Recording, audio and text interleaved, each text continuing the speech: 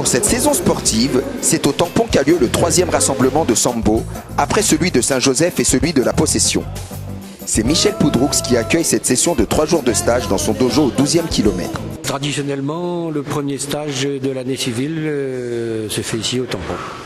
Donc, voilà. Et comment se porte la discipline ici au Tampon, le Sambo? On a eu un petit creux, mais on va recommencer. On démarre cette année civile d'ailleurs les cours de Sambo combat au Tampon. Et est-ce que vous vous sentez bien épaulé par le comité de lutte et la commission Sambo? Ah bah oui, sans problème. Quand on a besoin d'eux, ils sont là. Le Sambo est un sport de combat russe qui signifie littéralement défense à main nue. Il se décline sous 3 formes. Le Sambo défense, le Sambo combat, proche du pancrace, et le Sambo sportif qui fait l'objet de ce stage. Il s'agit principalement de préparer les championnats de la Réunion qualificatifs pour les championnats de France. Dans la forme, le Sambo sportif est très proche du judo. Au sol par contre, si les techniques d'étranglement sont interdites, il est possible néanmoins d'effectuer des clés sur les membres supérieurs et inférieurs. Au niveau de la participation, on est satisfait et pas complètement satisfait, dans le sens où c'est un stage à préparation à la compétition qui va venir en février en sambo sportif. Donc on s'attendait à un bon nombre de compétiteurs et c'est vrai que le fait de le placer pendant les vacances et à la fin des vacances, il y en a qui profitent de leur dernier jour pour faire autre chose. Voilà. Satisfait tout de même, puisqu'on a quand même un certain public qui vient de divers horizons.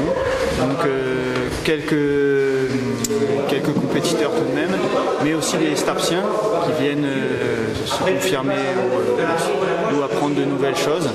Et puis satisfait également par l'accueil des tamponnés et du club de Michou, le club de Michel Poudroux qui nous accueille les bras ouverts dans son dojo.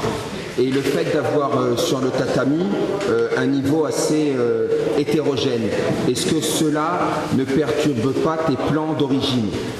Ah si, effectivement, notamment sur le premier jour, donc en s'attendant à avoir des hauts gradés entre guillemets ou des compétiteurs, on se rend compte qu'il y a des débutants, donc il faut jongler avec, mais les compétiteurs ont bien joué le jeu dans le sens où ils ont apporté des choses aux débutants.